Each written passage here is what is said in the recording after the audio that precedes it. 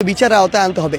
আমরা বৈষম্য বিরোধী ছাত্র আন্দোলনের পক্ষ থেকে বলছি, আমরা এই দাবিতে শতভাগ সমর্থন জানাই।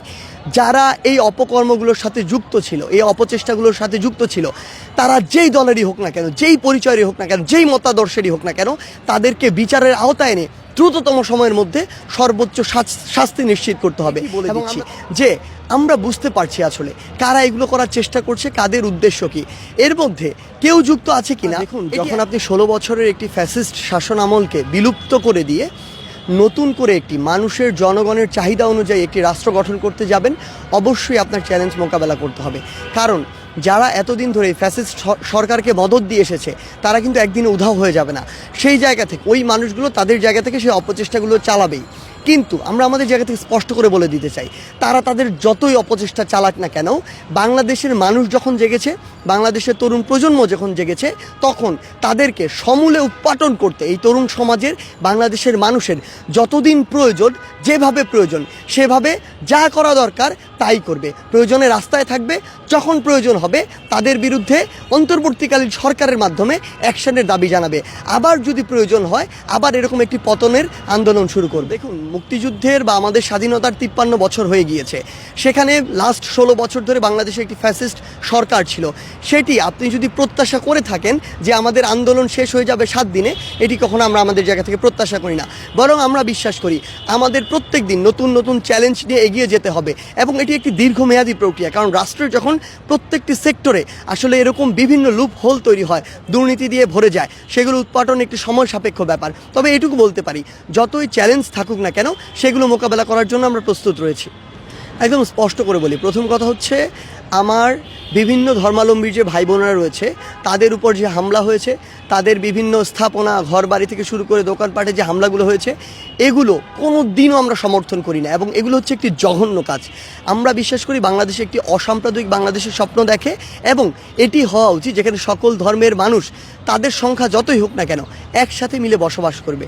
সেই জায়গা থেকে যদি কেউ এটি করে, এটি কখনো আমরা সমর্থন করি না, প্রথমত। দ্বিতীয়ত হচ্ছে, আমরা কোনো একটি ধর্মকে বা কোনো একটি রাজনৈতিক দলকে এটি দায় দিচ্ছি না সরাসরি, কিন্তু আমরা এটি বলে দিচ্ছি যে আমরা বুঝতে পারছি আসলে কারা এগুলো করার চেষ্টা করছে, কাদের উদ্দেশ্য কি, এর মধ্যে কেউ যুক্ত আছে কিনা। এটি এখনই যেমন নিশ্চিত করা সম্ভব না, কিন্তু আমি আপনাদেরকে বলে রাখি, আমরা অন্তর্বর্তীকালীন সরকারের উপরে সেই বিশ্বাসটুকু রাখি যে তারা এটি যত ন্যূনতম সময় হোক না কেন, তার মধ্যে বের করে ফেলবে যে এটির সাথে কারা সংশ্লিষ্ট ছিল। আমাদের হিন্দু ভাইয়েরা আমরা দেখেছি যে তাদের একটি দাবির মাধ্যমে জানিয়েছে এগুলো বিচারের আওতায় আনতে হবে।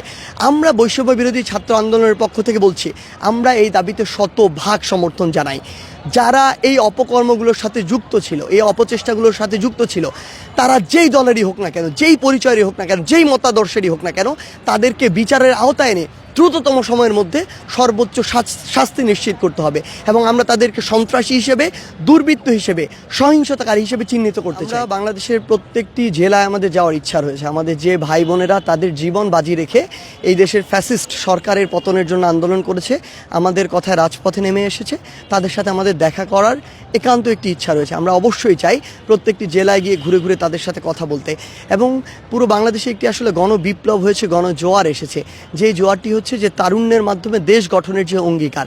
আমরা দেখছি যে তরুণরা চায়, তরুণরা কীভাবে রাস্তায় নেমেছে, ট্রাফিক নিয়ন্ত্রণ সহ, পরিষ্কার পরিচ্ছন্নতা সহ বিভিন্ন কাজ তারা সউদ্যোগে করছে। সেই জায়গায় এই তরুণরা যদি একটি প্ল্যাটফর্মের অধীনে আসে, বা তরুণরা যদি একসাথে কাজ করে, আমরা বিশ্বাস করি তারা যদি নির্দেশনা পায় ভালো কাজগুলোর, তারা একসাথে পুরো বাংলাদেশের জন্য কাজ করতে প্রস্তুত। সেই জায়গা থেকে আমরা তরুণদের কাছে থেকে এই মেসেজটি পাচ্ছি যে আমরা যেন এমন একটি প্ল্যাটফর্ম তৈরি করি, যে প্ল্যাটফর্মের মাধ্যমে পুরো বাংলাদেশের তরুণ প্রজন্ম বা যেই মানুষগুলো মনে করে যে বাংলাদেশে এই পরিবর্তনটি হওয়া প্রয়োজন, তাদেরকে নিয়ে একসাথে আমরা বাংলাদেশের পরিবর্তনের জন্য কাজ করি। এটা হচ্ছে পুরো বাংলাদেশের মানুষের চাওয়া, এবং আমরা বিশ্বাস করি এটি আমাদের দায়বদ্ধতার জায়গা হয়ে দাঁড়ায়, তাদের এই চাওয়ার ভিত্তিতে তাদেরকে নিয়ে কাজ করার বিষয়টি।